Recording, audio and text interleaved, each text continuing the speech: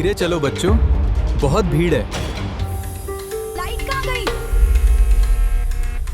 गिर मत जाना, बाँचो, डर लग रहा है। अंधेरा हो गया है। आगे बढ़ो।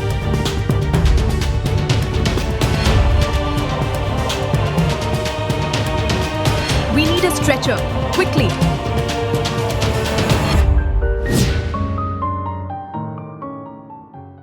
দিল্লির মাটিতে দাঁড়িয়ে আছে এমন এক স্থাপত্য যাকে দেখলে আজও চোখ আটকে যায়। লাল বেলে পাথরের তৈরি বিশাল এক মিনার আকাশের দিকে উঠে গেছে ধাপে ধাপে। তার নাম কুতুব মিনার।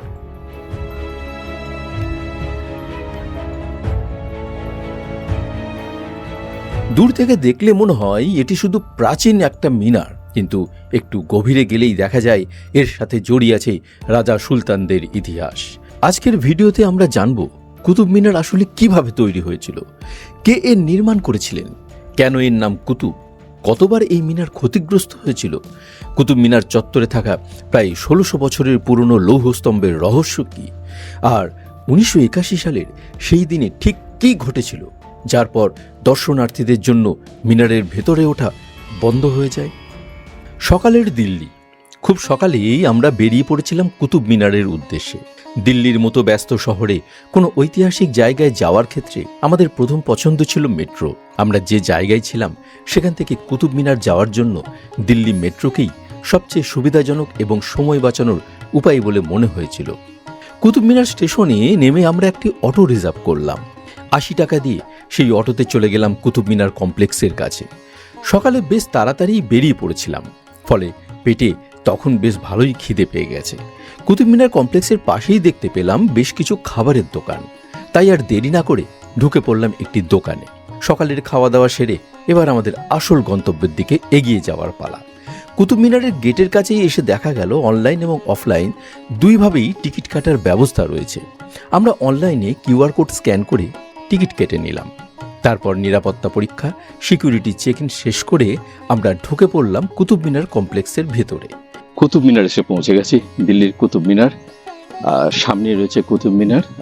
গেটে আমরা টিকিট কাটলাম কিউআর কোড স্ক্যান করে।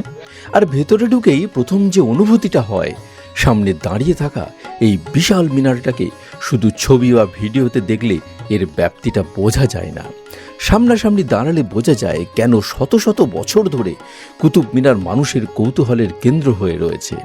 দূর থেকে এটি একটি বিশাল মিনার, কিন্তু একটু একটু করে এর ইতিহাসের দিকে তাকালে বোঝা যায় এটি আসলে দিল্লির বহু শতাব্দীর রাজনৈতিক, স্থাপত্যিক এবং সাংস্কৃতিক পরিবর্তনের এক নীরব সাক্ষী। প্রত্যেকটা জায়গা যেমন ওয়েল মেনটেন্ড এবং খুবই সাজানো গোছানো। আমরা কুতুব মিনার কমপ্লেক্সে অনেক কিছু দেখবার আছে। আসুন ঘুরতে থাকি, দেখতে থাকি আর উপভোগ করতে থাকি, তার সঙ্গে মাঝে মাঝে ইতিহাসটাও শুনতে থাকি। মাথার উপর দিয়ে চলেছে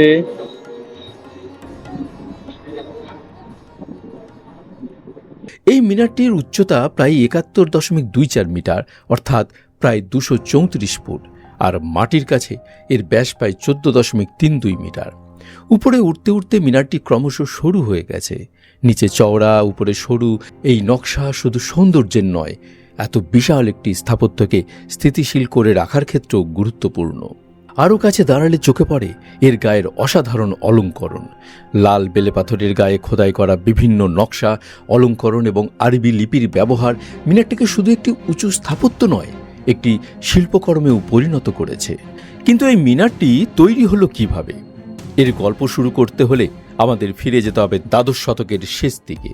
প্রচলিত ইতিহাস অনুযায়ী দিল্লির শাসক কুতুবউদ্দিন আইবকের আমলে কুতুব মিনারের নির্মাণ শুরু হয়। তবে আইবক পুরো মিনারটি শেষ করতে পারেননি। পরবর্তীকালে তাঁর উত্তরসূরি ইলতুৎমিশ নির্মাণ কাজ এগিয়ে নিয়ে যান, আর পরে ফিরোজ শাহ তুগলকের সময়েও মিনারের উপরের অংশ নির্মাণ ও সংস্কারের কাজ শেষ হয়। আজ আমরা যে কুতুব মিনারকে দেখতে পাচ্ছি সেটি কোনো একজন শাসকের একক নির্মাণ নয়। বিভিন্ন সময় নির্মাণ, পরিবর্তন এবং সংস্কারের মধ্য দিয়ে এটি আজকের রূপ পেয়েছে। আর এখানেই কুতুব মিনারের ইতিহাস আরও আকর্ষণীয় হয়ে ওঠে, কারণ কুতুব নামটি নিয়েও আছে মতভেদ। একটি প্রচলিত মত অনুযায়ী মিনারটির নাম কুতুবউদ্দিন আইবকের নামের সাথে সম্পর্কিত। আবার অন্য একটি মত অনুযায়ী বিখ্যাত সুফি সাধক কুতুবউদ্দিন বখতিয়ার কাকির নাম থেকেও কুতুব নামটির উৎস হতে পারে। কুতুব মিনারকে ঘিরে আরও একটি বিতর্ক আছে। কিছু মানুষ দাবি করেন কুতুব মিনার মুসলিম শাসকদের তৈরি নয়, এর আগেও এখানে কোনো প্রাচীন স্থাপনা ছিল। প্রাক্তন এএসআই কর্মকর্তা ধর্মবীর শর্মা একসময় দাবি করেছিলেন এটি প্রাচীন হিন্দু সম্রাট বিক্রমাদিত্যের আমলের একটি বিষ্ণু স্তম্ভ বা জ্যোতির্বৈজ্ঞানিক পর্যবেক্ষণ কেন্দ্র হতে পারে। এই দাবি নিয়ে দীর্ঘদিন বিতর্কও চলছে। তবে এই মতটি মূলধারার ইতিহাসবিদদের মধ্যে সর্বসম্মত নয়, এটি সরকারি স্বীকৃত ইতিহাসও নয়। কুতুব মিনার, এই মিনারের চারপাশে যে সমস্ত প্রাচীন ধ্বংসাবশেষ যেগুলো রয়েছে সেগুলো যে এককালে কি অপূর্ব ছিল। প্রায় 700-800 বছরের পুরনো প্রাচীন এই স্থাপত্য, যেখানে শুধু পাথর এবং বেশিরভাগ বেলে পাথরের কারুকার্য, কি বলবো আমি, আরে যত দেখছি তত অবাক হয়ে যাচ্ছি। ভাবছি সেই সময় কত না পরিশ্রম করে এই সমস্ত জিনিসগুলোকে বানানো হয়েছিল। অপূর্ব অপূর্ব, আমি যত দেখছি তত মুগ্ধ হয়ে যাচ্ছি। একসময় এই মিনারের ভিতর দিয়েই দর্শনার্থীরা উপরে উঠতে পারতেন। ভেতরে রয়েছে সরু পাকানো সিঁড়ি। মোট সিঁড়ির সংখ্যা 379 বলে উল্লেখ পাওয়া যায়। ভাবুন তো, আজ আমরা নিচে দাঁড়িয়ে যে মিনারটাকে দেখছি, একসময় মানুষ সেই সরু সিঁড়ি দিয়ে ধাপে ধাপে উপরে উঠে দিল্লির বিস্তীর্ণ অঞ্চল দেখতেন। কিন্তু এখন আর সেই সুযোগ নেই। কেন? সেই গল্পটা আসবে একটু পরে। 800 বছরেরও বেশি সময় আগে তৈরি এই কুতুব মিনার অসাধারণ। মানে এর স্থাপত্য শৈলী দেখলে মন ভরে যায়। কুতুব মিনারের ইতিহাস শুধু নির্মাণের ইতিহাস নয়, এই মিনারকে বহুবার প্রকৃতির আঘাত সহ্য করতে হয়েছে। 1505 সালের একটি ভূমিকম্পে কুতুব মিনার ক্ষতিগ্রস্ত হয়েছিল। পরে সিকান্দার লোদি এর সংস্কার করেন। এরপর 1803 সালের 1 সেপ্টেম্বর আবার একটি বড় ভূমিকম্পে মিনারটি মারাত্মকভাবে ক্ষতিগ্রস্ত হয়। 1828 সালে ব্রিটিশ ভারতীয় সেনাবাহিনীর মেজর রবার্ট স্মিথ মিনারটি সংস্কার করেন। অর্থাৎ কুতুব মিনার শুধু একবার তৈরি হয়ে শত শত বছর একই অবস্থায় দাঁড়িয়ে নেই, এর সঙ্গে জড়িয়ে আছে বারবার ক্ষতি, সংস্কার এবং পুনর্গঠনের ইতিহাস। ভূমিকম্পের পাশাপাশি বজ্রপাতেও এই মিনার ক্ষতিগ্রস্ত হয়েছিল বলে ঐতিহাসিক তথ্য পাওয়া যায়। 1326 থেকে 1368 খ্রিস্টাব্দে বজ্রপাতের কারণে মিনারের ক্ষতির উল্লেখ আছে। আর সেই ক্ষতির পর বিভিন্ন সময়ে শাসকদের উদ্যোগে সংস্কার করা হয়েছিল। এবার চলুন মিনারের পাশেই থাকা আরেকটি বিস্ময়ের দিকে। কুতুব মিনার চত্বরেই, ঠিক কুতুব মিনারের পাশেই রয়েছে 830 বছরের পুরনো এই কোয়াতুল ইসলাম মসজিদ। 1193 সালের দিকে কুতুবউদ্দিন আইবকের উদ্যোগে নির্মিত এই মসজিদকে ভারতীয় উপমহাদেশের প্রথম দিকের বৃহৎ মসজিদগুলোর একটি বলে মনে করা হয়।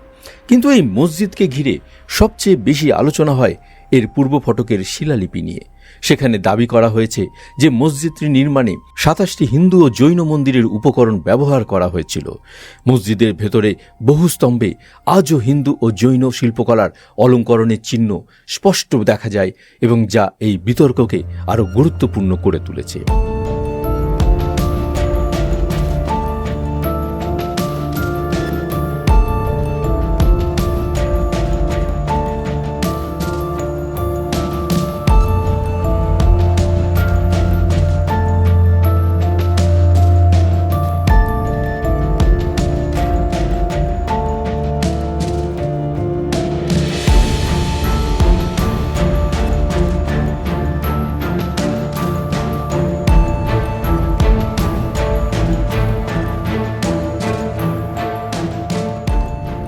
এই মসজিদ চত্বরেই রয়েছে একটি আশ্চর্য লৌহ স্তম্ভ। এটি গুপ্ত যুগে নির্মিত এবং সাধারণভাবে সম্রাট চন্দ্রগুপ্ত দ্বিতীয় বিক্রমাদিত্যের সময়কার বলে মনে করা হয়। সবচেয়ে আশ্চর্যের বিষয়, এত শতাব্দী ধরে খোলা আকাশের নিচে দাঁড়িয়ে থাকলেও এতে প্রায় কোনো মরিচা ধরেনি।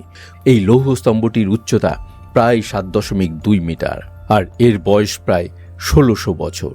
অর্থাৎ কুতুব মিনারের থেকেও বহু শতাব্দী পুরনো এই লৌহ স্তম্ভ। কিন্তু আশ্চর্যের বিষয় হলো, এত বছর খোলা পরিবেশে দাঁড়িয়ে থাকার পরও স্তম্ভটির গায়ে সাধারণ লোহার মরিচা ধরে নষ্ট হয়ে যায়নি। কিভাবে সম্ভব? এটাই লৌহ স্তম্ভের অন্যতম বড় রহস্য। প্রাচীন ভারতীয় নাগরিকরা লোহা তৈরির ক্ষেত্রে অত্যন্ত উন্নত প্রযুক্তি ব্যবহার করেছিলেন। ফোর্জ ওয়েল্ডিং পদ্ধতিতে লোহাকে বারবার উত্তপ্ত করে হাতুড়ি দিয়ে পেটানো হতো। এর ফলে লোহার মধ্যে ফসফরাসের উপস্থিতি এবং তার উপর গড়ে ওঠা একটি বিশেষ প্রতিরক্ষামূলক স্তর ক্ষয় প্রতিরোধে গুরুত্বপূর্ণ ভূমিকা রেখেছে বলে গবেষণায় মনে করা হয়। লৌহস্তম্ভের গায়ে রয়েছে একটি প্রাচীন শিলালিপি। সেখানে রাজা চন্দ্রের নাম উল্লেখ পাওয়া যায়, কিন্তু এই রাজা চন্দ্র ঠিক কে ছিলেন কিংবা স্তম্ভটি প্রথম কোথায় স্থাপন করা হয়েছিল তা নিয়েও গবেষকদের মধ্যে আছে মতভেদ। কুতুব মিনার কমপ্লেক্সে আমরা একই সঙ্গে দেখতে পাচ্ছি বিভিন্ন সময়ের ইতিহাসকে। একদিকে মধ্যযুগের কুতুব মিনার, আর তার পাশেই আরও বহু শতাব্দী পুরনো লৌহ স্তম্ভ। এই কারণে কুতুব মিনার কমপ্লেক্সকে শুধুমাত্র একটি মিনার দেখার জায়গা দেখলে ভুল হবে। এটি আসলে বিশাল একটি ঐতিহাসিক কমপ্লেক্স। ওয়াতুল ইসলাম মসজিদের ঠিক পাশেই রয়েছে আরেকটি চত্বর, যেখানে দেখা যায় আলাই মিনার, একটি বিশাল অসমাপ্ত মিনার। হয়তো এই মিনার প্রস্তুত হলে কুতুব মিনারেরই একদম অবিকল আরেকটি মিনার তৈরি হতে পারত। আলাউদ্দিন খিলজির পরিকল্পনা ছিল কুতুব মিনারের দ্বিগুণ উচ্চতার একটি মিনার নির্মাণ করা, কিন্তু তার মৃত্যুর পর কাজ থেমে যায়। আজও সেই অসমাপ্ত ভিত্তি ইতিহাসের এক অপূর্ব স্বপ্নের সাক্ষী হয়ে দাঁড়িয়ে আছে। বন্ধুরা, আপনারা দেখছেন সেই অসমাপ্ত মিনারটিকে। এই আলাউদ্দিন খলজি এই মিনারটা শুরু করেছিলেন, কিন্তু শেষ হয়নি। আর এই দিকের যে অংশটা রয়েছে, এটা ইলতুৎমিশ তিনি এই জায়গাটাকে এক্সটেনশন করেছিলেন। কুতুব মিনার কিভাবে তৈরি হয়েছিল সেটা যদি আমরা বুঝতে চাই, যে শুরুর দিকটা কেমন ছিল, কিভাবে পাথরের উপর পাথর দিয়ে দিয়ে তৈরি হয়েছিল, তাহলে কিন্তু অবশ্যই দেখতে হবে এই আলাই মিনার। এই আলাই মিনারটাকে যদি আমরা দেখি, তাহলে কিন্তু আমরা একটা ধারণা করতে পারবো যে কুতুব মিনার যখন তৈরি হয়েছিল বা নির্মিত হয়েছিল, তখন কিভাবে পাথরের উপর পাথর গেঁথে গেঁথে আর এই বিশাল স্ট্রাকচারটা তৈরি হয়েছিল। 1993 সালে কুতুব মিনারকে ইউনেস্কোর বিশ্ব ঐতিহ্যবাহী স্থানের তালিকায় অন্তর্ভুক্ত করা হয়। আজ পৃথিবীর বিভিন্ন প্রান্ত থেকে মানুষরা এই কমপ্লেক্সে আসে। কেউ আসে স্থাপত্য দেখতে, কেউ আসে ইতিহাস জানতে, আর কেউ আসে শুধু এই বিশাল মিনারের সামনে দাঁড়িয়ে একটি ছবি তুলতে। কিন্তু এই সুন্দর দৃশ্যের আড়ালেই লুকিয়ে আছে কুতুব মিনারের ইতিহাসের সবচেয়ে বেদনাদায়ক অধ্যায়। 1981 সালের 4 ডিসেম্বর, সেই দিন কুতুব মিনারের সরু পাকানো সিঁড়ির মধ্যে ছিলেন বহু দর্শনার্থী। তাদের মধ্যে ছিলেন অনেক স্কুল ছাত্রছাত্রী। হঠাৎ আতঙ্ক ছড়িয়ে পড়ে, বিদ্যুৎ চলে গিয়েছিল এমন একটি বর্ণনাও পাওয়া যায়। আবার কেউ মনে করেছিলেন মিনারটি বুঝি ভেঙে পড়তে শুরু করেছে। ঠিক কী কারণে সেই মুহূর্তে আতঙ্ক ছড়িয়েছিল তা নিয়ে বিভিন্ন বর্ণনা আছে, কিন্তু এরপর যা ঘটেছিল সেটিই হয়ে যায় আসল বিপর্যয়। সবাই একসঙ্গে বেরিয়ে আসার চেষ্টা করতে থাকে মিনারের ভেতর থেকে, আর সেই সরু পাকানো সিঁড়ির মধ্যে তৈরি হয় ভয়াবহ আতঙ্ক। তারপর শুরু হয় পদদলিতের ঘটনা। এক মুহূর্তের মধ্যে আতঙ্ক পরিণত তৈরি হয় এক মর্মান্তিক দুর্ঘটনায়। সেই দুর্ঘটনায় 45 জন মানুষ প্রাণ হারান বলে উল্লেখ পাওয়া যায়। নিহতদের অধিকাংশই ছিলেন শিশু ও কিশোর। আহত হন আরও বহু মানুষ।